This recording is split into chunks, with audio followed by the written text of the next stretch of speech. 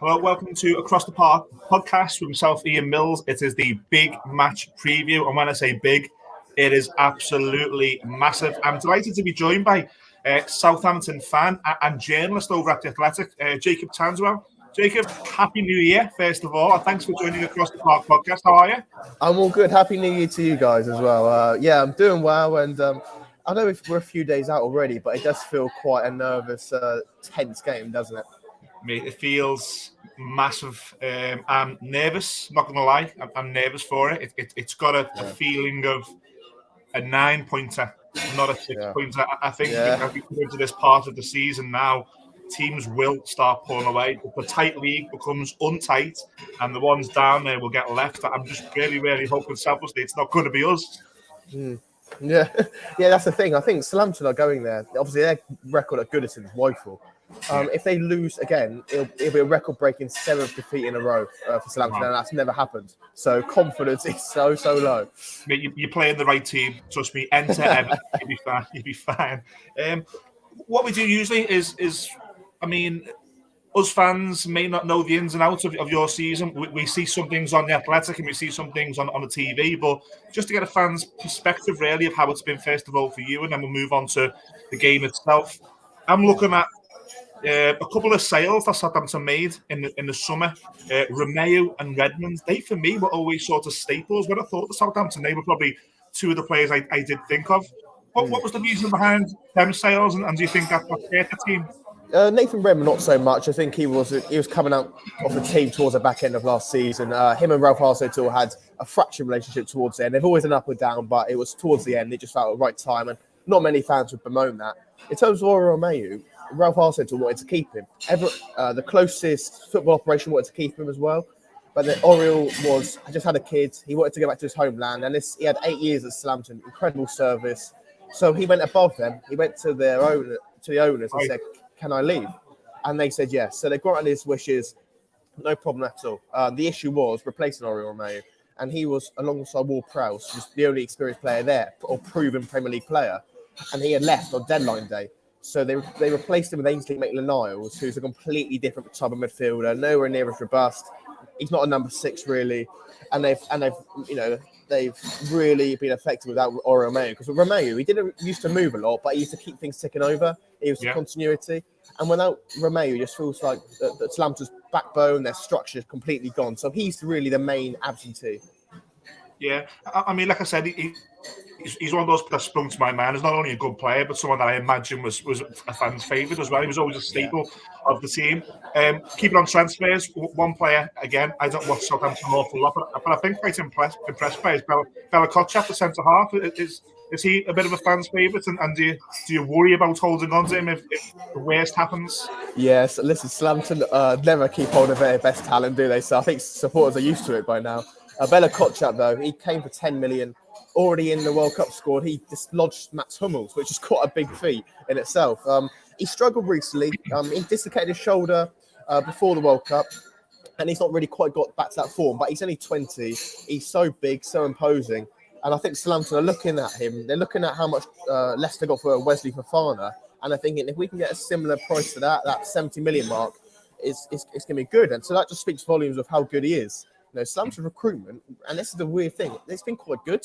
They signed 10 players, and along with Bella Kotchap, Romeo Lavia as well, who everyone seems to want, who Southampton have built the team around. He was a guy that came for 12 million. They've brought some really good youngsters in. It's just whether they've supplemented it enough with the experience. Was it City or Chelsea he came from? Sorry, he came from City, like a lot of their staff and players do at the moment. Yeah, I mean, again, from the outside looking in, it always seems to me, and some friends I speak to, like the structure at Southampton is really good. Is that something that you feel as a fan and also as a journalist? It was, but there's a lot of change going on at the moment at Southampton. Obviously, they've got new owners. It only came in last year, and they've completely overhauled the structure. A lot of the guys that were there have left, and because the owners are trying to build a multi-club model, they're actually in a process now of moving the scouts from working at Southampton to the multi-club, so they'll be scouting for all their clubs. So the structure's completely changed. So you might admire the structure and things like that, but these new owners have got a completely different idea, hence why supporters aren't too keen and too happy with the way it's going at the moment. Yeah, mate, I'm an Evertonian. It's not hard for me to look out the window and admire somebody else's structure. Trust me, it's been hard enough. The big change, obviously, in the season was Ralph Hasenhüttl. He was sacked after the 4-1 defeat. The results going into that were indifferent. I don't think you started too badly. Win at Leicester, win against Chelsea, and it just seemed to fall apart a little bit. And I think there was rumours going into those games that maybe dressing room and manager weren't so aligned. Is that fair? Yeah, I think there was a big decision to make in the summer. I think the board were very close to sacking Ralph then. I think it was 3v2 in that board, so it just showed how close it was. And when Southampton tried to carry out such a renovation in the summer, it probably made sense to part ways with the coach then. But Hasenhüttl has been such a great coach. They gave him that benefit of doubt. They gave him extra time. But the issue was that it kind of grew stale. Even with the new players, it grew stale, and fans knew it and players knew it, and that's why there was a little bit of discontent. And even when they were having those good results against Leicester and Chelsea, it didn't feel like it was going to last. So with the World Cup coming, I think the board were always thinking, let's make a change going into the World Cup break. The new manager will have 4 weeks. He'll have a good run of games to get his feet under the table and make those big, get those points really. So Hasenhüttl, he's done fantastic. He did great service, but it was always feel like it's the beginning and the end, even after those wins. We will talk about Nathan Jones. However, up here, what we're looking at now is we know the manager's future is a little bit doubtful, shall we say the least. But I'm looking at the pool of replacements, and it's not really strong. Were you feeling the same? Are you surprised that they went for a manager from the Championship opposed to someone as unpopular as it is, like an Allardyce, who's got a history of just being safe? Yeah, they wouldn't go for a Sam Allardyce. They wouldn't really go there for that. Southampton always pride themselves on thinking outside the box, going for these managers no one really knows. Mauricio Pochettino. I know he's Espanol, but they got him. They've got a big, extensive database of managers. They keep that updating that. So I thought when Ralph would go, they'd have someone from the German league, South America, that they would go for. So the fact they went for Nathan Jones, who people know, who he failed at his time at Stoke, but he done a really good job at Luton. He plays a way that's completely different to Southampton. He plays long ball, doesn't really press. So it did surprise me why Southampton would go for him in terms of the playing style. But he was quite an aggressive coach. He wanted his team to be quite physical, and I could see the thinking behind it. But the issue is that it's not really worked. And when results aren't going very well, you'll know that as well, Ian. Is that Southampton fans want to see an identity, and at the moment the identity is hoofball, and that's why patience is already wearing thin for him. I was going to come on to that because I was listening to, let's just say, a major football radio station, and they put the rod out for fans to call in and talk about Nathan Jones, and it seems again from the outside that his job may already be sort of on the line. Is that fair? I think it's fair to say. I think if they get a heavy beating at Goodison, I wouldn't be surprised if it's really up in the air. It's purely because of what we've seen so far. If Southampton were losing games but playing well, maybe they give him a benefit of doubt. But one of the reasons why he came in is because they saw that run of fixtures of Brighton, Fulham, Forest, and Everton straight after the World Cup break, and that was Southampton's window of opportunity to win games. But the problem is that they haven't won a game yet. They go into Goodison with a horrendous record there. If they lose or they fail to win a game in those 4, then Southampton's win opportunity is gone. And that's why you probably think maybe a new manager will have to come in. So as unfair as it sounds from the outside, you can probably see the thinking of if they were to part ways with him. Where you are now, 100% is probably not where you expected to be. I'm talking position-wise. However, in a relegation battle halfway through the season, was that where I know fans' expectancy is always higher than that, but realism is when fans expect certain things, the realism is probably a little bit lower. Where do you think the fan base expected to be in the summer going into the season? Did they expect a relegation battle? Yeah, well, I mentioned the changes they made in the summer, and I think Southampton thought this was quite a consolidating season in terms of just stay up. And then with those young players having one season under their belts, Lavia, Bella Kocha, they'll kick on next year and hopefully push top 12, top 10. But they didn't expect to be bottom. I know there's not that much of a gap, so 2 or 3 wins will get them out of it. But I think if they were thinking, they're probably hoping at this time, 15th, 16th, showing some promising signs, these youngsters getting better. But currently at the moment, these youngsters, obviously, it's natural for them. They're tailing off, they're flat lining in their form. So fans probably would have expected a better fight than this. But, their expectations aren't vast. They're not trying to think they're going to get top 10 of Europe. They just want survival this season mainly. Yeah, that's fair. Look, before we move on to the game, what we always like to do is just like to talk about a person or an individual who links the clubs together. I was looking at players who played for both, and someone before our time, Alan Ball, who links the club. I don't expect to talk about that 'cause it's all memories, but someone who, in my opinion, and I don't speak for the fan base, but in my opinion, really started the rot that we're in was Ronald Koeman with an open checkbook. He came in 2016. I think Southampton put a fight up to keep Ronald Koeman. They didn't want to let him go. And then he got into Europe in season one. And it was like giving a child a credit card in a grocery store. Everything was wrong. Every player was wrong. And he was sacked. And we're still trying to recover from them. That's his legacy at Everton. What's his legacy at Southampton, Ronald Koeman? That's really interesting you say that, Ian, because Southampton, Ronald Koeman is probably the most successful manager Southampton have had since they got to Premier League. He got him to back-to-back finishes in Europe, 6th and 7th, their highest ever. And he actually left on the final, going into his final year of his contract, while Southampton were going into the Europa League group stages where they play Inter Milan and the East. So Southampton were doing well. Yeah. And it just felt at the time, Southampton were going straight from strength. So when they saw Everton come in for him and Ronald Koeman being quite keen, I know Everton are a bigger club, but people thought, hold on, you've got quite, you fans like you, things are going really well here. Why are you leaving for Everton? It just shows a lack of loyalty. If it's a top 4 club, then you think fair enough. But Everton, looked like a bit of a sideways step at the time. Yeah. And then so to see what he did at Everton, he must, in hindsight, really should regret going there because Southampton had a really quite stable base. They had great players at the time. Wanyama, Van Dijk. These were top players. Yeah. And at their best, especially Wanyama. And then he left, and then that's basically, like yours, started a decline at Southampton because they've gradually got worse as well. I think the best thing that you as a club done, and it hurt us, is when we did bring him in. I think there was an agreement that we wouldn't go after any of your players, and some of your players there when we had that money. Imagine we decided a Sadio Mane or a Virgil van Dijk instead of Gylfi Sigurdsson and Davy Klassen. It all went very, very wrong. But we'll move on from Ronald Koeman. We'll move towards this game. The feeling amongst the Everton fans at the moment is one of worry. There's going to be protests after the game. There's banners that have been made, and some fan groups are doing a sit-in protest against the running of the club.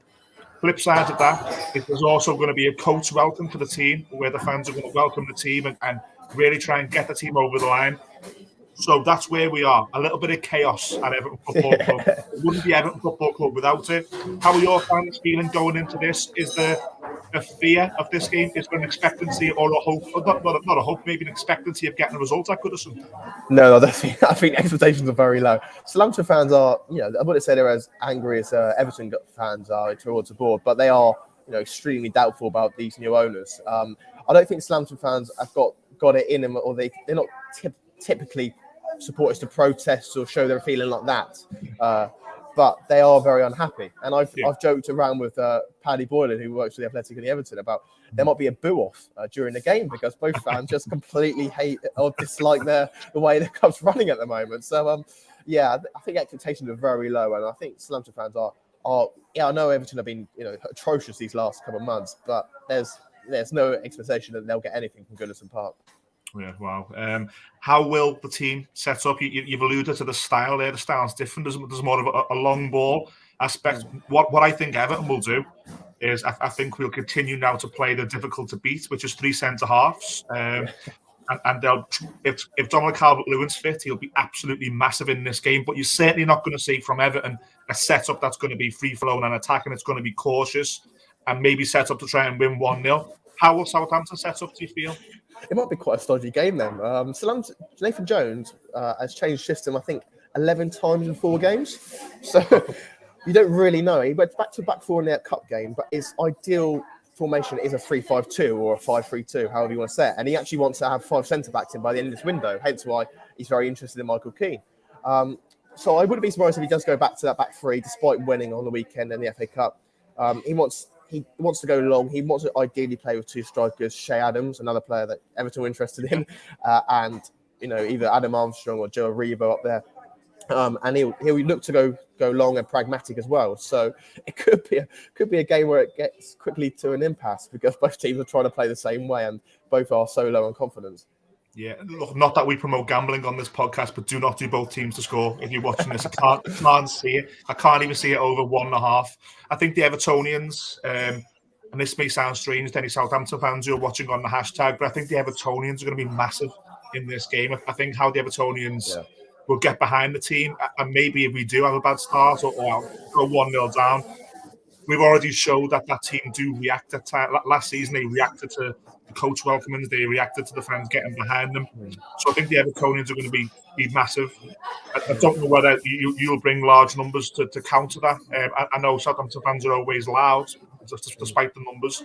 So I think the fans for Southampton maybe as well. Is it fair to say that they'll play a big part in this? Yeah, they will. And I think it was really telling at the Crystal Palace game when Southampton went 1-0 down. Fans were in the 25th minute, I think it was. They're all already singing about Nathan Jones and his football, and it's really quite negative. Yeah. And Southampton fans aren't like that. They're not known, they're known for giving managers a lot of patience, a lot of backing. So that was quite telling. But I do think, fans love going to Goodison Park. Obviously there's not many more away days there, so they'll try and make the most of it now. It's really important that they do get behind the team because I'm sure Everton, Southampton have only kept one clean sheet this season, the fewest in all of England. So, they are very vulnerable. And I think Everton fans, if you sense blood, then I think you'll probably go for it. And especially if you start well, Southampton will try and weather the storm in that first 45 minutes. But if Southampton fans don't see, any real progression trying to attack, they'll quickly get on the backs of the players, but most especially Nathan Jones. Yeah, it's going to be a fascinating game. We'll ask for a prediction at the end, but just to spin it a little bit, my opinion on Southampton before I ask you yours on Everton is in Shea Adams, you've got a real chance now because we've shown last season it just takes 8 or 9 goals in the second half of the season, like we had with Richarlison, to make the difference. And if you win 3 games and they're all 1-0, and teams like Everton and teams like Bournemouth aren't winning, it's everything. I think you've got that, so I think you've got a fighting chance. On the flip side, what's your view on our predicament and how the season may play out for Everton? Do you feel this could be a year that we're in really big trouble, or do we have too much, in your opinion, to come out of it? Everton always just feel like they could unravel at any second from the outside. But I always feel like, especially at Goodison, you managed to get over the line. We saw that last year. Was it against Crystal Palace? Was it that? Crystal Palace, yeah. Yeah, I remember watching that, thinking that the fans played a massive part in that. And I always feel like their home support, your home support is unparalleled probably to anyone in and around the relegation zone. And if you guys turn up and you give them the backing off the coach and stuff, that's a massive part. And I always feel like Everton, although it unravels, at those key moments and those defining moments of the season, they'll pull through with a big result, and that will keep them clear. So I wouldn't expect Everton to go down. I think they've probably got too much. You look at the quality Everton have got. I know it looks quite a dysfunctional squad and quite Frankenstein at the moment. But I look at the quality, and Southampton can't compete with that in terms of investment either. So I do think they'll have enough for sure. And then the counter question, the flip question is, my opinion on Everton is that we are in trouble. I do feel this. I do feel we're on a knife edge. I think we could very easily win a couple of games and we'd be okay, and the manager be okay. But I can also very, very easily see a Southampton victory and then a West Ham victory the following week. A manager sacking and chaos. So I think Everton on the knife edge. How about you with Southampton? Are you fearful this season, or do you feel there's enough to come out of this? Yeah, I think Southampton have been on a knife edge throughout the first part of the season, to be honest with you. It does feel like maybe it's coming towards the end of their Premier League stay. Maybe a reset in the Championship would be quite good. But Southampton have always, managed to pull it out of the bag with a run of form where they'll probably win 4 out of 6 games, and that'll be enough. Yeah. I do think Southampton really needed that. I kind of expected it straight after the World Cup break. It's not quite happened. But I do feel Southampton will get their act together. And I don't know if it's going to be enough to stay up, but they will get some sort of identity. And it's just hopeful they do. But they've got a lack of goals. They tried to sell Shea Adams in the summer, and he's their top scorer of five goals. Yeah. They haven't really got a striker. They tried to sign Cody Gakpo and Gonzalo Ramos in the summer, and it was so close to getting done. And if either of them two came in, then Southampton would be in a different position. But the problem is they haven't got that striker, and in previous seasons, you could always count on Danny Ings or Amanda Brozier to pull them out of it. And now this year, it's now Shea Adams. So I think that's probably going to be the defining factor in whether they stay up. Yeah, I agree. It's time to put your name on the line and your reputation on the line. What score is it going to be, Jacob? Do you know what? I always go for a Southampton win every game apart from Man City away, and I never get it right. So I am going to stick with a 2-1 win for Southampton, but that's just me with my heart rather than the head. I'll counter that. I think Everton will win 1-0 on Saturday. I don't think it's going to be a game of excitement. I think it's going to be both sets of fans are nervous. That made us play onto the pitch, but I think Everton, if Dominic Calvert-Lewin is fit, will have enough to put one in and then keep Southampton out. Yeah. Is there anything coming up over on the Athletic that you want to plug, or any of your own pieces? I've been reading lots of great things on the Athletic about the Ronaldo deal and the behind the scenes at the World Cup. Really good. Have you got much coming up that you want to plug? Yeah, we've got a few things. I think Slams are really important because usually Slams is quite a non-plus team. Not many people care about them. But I think Everton fans are finding quite a similarities in terms of how their club is run with Southampton at the moment. We've done a few pieces in terms of how the club's run and the structure changes. Yeah. And I think Everton fans would probably appreciate that because I see what's going on with you and Bashiri. It doesn't look good either. So maybe if you want to take some solace in seeing another club in dysfunction, then come on over. Fair enough. Jacob, it's been great. We really appreciate your time. You look like you're on your lunch, so really, really great. You've given us 30 minutes into your lunch hour to talk about the big game. All the best for the rest of the season for the club. All the best for you and your career. If you ever want to pop back on and talk some football, there's an open invite for you, okay? Of course, anytime. And yeah, I really appreciate that, guys. Cheers, Jacob. Thank you.